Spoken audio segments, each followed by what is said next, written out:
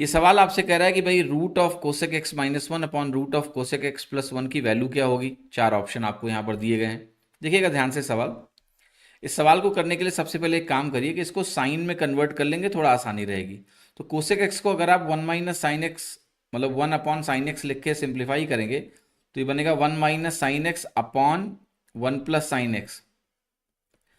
Actual में यहां पर ये बनेगा one minus sine x upon sine x और ये बनेगा one plus sine x upon sine x. तो ये दोनों कट जाएंगे, इसलिए अल्टीमेट वैल्यू आएगी ये। अब इस वैल्यू को अगर आप सिंप्लीफाई करने जाओगे तो ऊपर नीचे क्या करोगे, वन माइनस साइन एक्स से गुणा कर दो। तो ऐसा करोगे तो ये इसका स्क्वायर बन जाएगा और नीचे अगर मैं वन माइनस साइन एक्स से गुणा करूंगा तो ये बन जाता है one minus sine square x. तो ये वैल्यू हो गई one minus sine square x, जो कि आपका कॉस स्क्वायर एक्स के बराबर होता है। तो वैल्यू आ गई आपकी, सिंपली अगर सिंप्लीफाई करोगे ये बनेगा वन माइनस साइन एक्स, बाहर आ जाएगा क्योंकि स्क्वायर में है, और नीचे जो one minus sine square x है वो कॉस स्क्वायर एक्स बनाएगा और कॉस एक्स बाहर आएगा। तो ये वैल्यू बनेगी आपकी sec x minus tan x. Answer आपका हो गया simply A option, sec x minus tan x. Actual में कॉम्पिटेटिव एडवांटेज लेने के लिए बेटा आपको ये चीज़ डायरेक्टली ध्यान रखनी पड़ेगी कि one minus sine x upon one plus sine x जो होता है वो sec x minus tan x के बराबर होता है। ठीक है, समझ में आया। और एक बात बता देता हूं, अगर यही चीज मैं लिख दूं ऐसे कि one plus sine x upon one minus sine x, तो ये वैल्यू आपकी sec x plus tan x के बराबर हो जाएगी।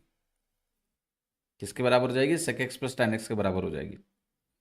और एक मजेदार बात, अगर आप यहां पर एक्स की जगह ध्यान से देखिएगा 90 माइनस थीटा रख दें फॉर एग्जाम्पल, रख दो, तो one plus sign 90 minus theta one plus cos theta बनेगा। तो ये वैल्यू हो जाएगी one plus cos theta upon one minus cos theta, one plus cos theta upon one minus cos theta का स्क्वायर रूट, और यहाँ पर 90 माइनस थीटा आएगा तो ये बनेगा cosec theta plus cot theta. ठीक है, यही उल्टा कर दो, one minus cos theta one one plus cos theta का स्क्वायर रूट, तो ये cosec theta minus cot theta के बराबर आ जाएगा। तो ये एक्सप्रेशंस ध्यान रखोगे तो एग्जाम में सहूलियत रहेगी और जल्दी आप उत्तर लगा पाएंगे। तो ये थोड़ा कॉम्पिटेटिव एडवांटेज आपको मिल जाता है। आप पूछ सकते हो कि सर इस सवाल को वैल्यू पुटिंग से कर सकते हैं क्या? बिल्कुल कर सकते हैं बेटा, लेकिन प्रॉब्लम वैल्यू पुटिंग में बस ये है कि जब ऑप्शंस में भी वेरिएबल हो, जब भी ऑप्शन में वेरिएबल है तो आपको एक बात का ध्यान रखना है कि आपको वैल्यू कहाँ कहाँ रखनी पड़ेगी। आपको वैल्यू रखनी पड़ेगी क्वेश्चन में, फिर आपको वैल्यू रखनी पड़ेगी फोर ऑप्शंस में, और अभी भी कोई ज़रूरी नहीं कि ऐसा करने से तुम्हारा उत्तर आ ही जाए, क्योंकि हो सकता है कि जो वैल्यू तुमने रखी उस वैल्यू पर दो ऑप्शन सेम आ जाए और वही वैल्यू आपके क्वेश्चन के एक्सप्रेशन की भी निकल के आ जाए, तो आप डिसाइड नहीं कर पाएंगे कि कौन सा उत्तर सही है।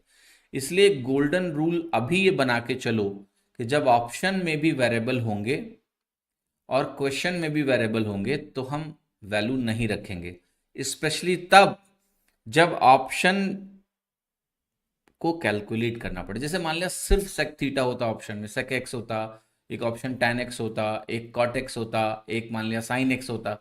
अगर ऐसे ऑप्शन होते तो हमें वैल्यूज पता होती कि भाई 45 डिग्री पे सबकी वैल्यूज क्या हैं।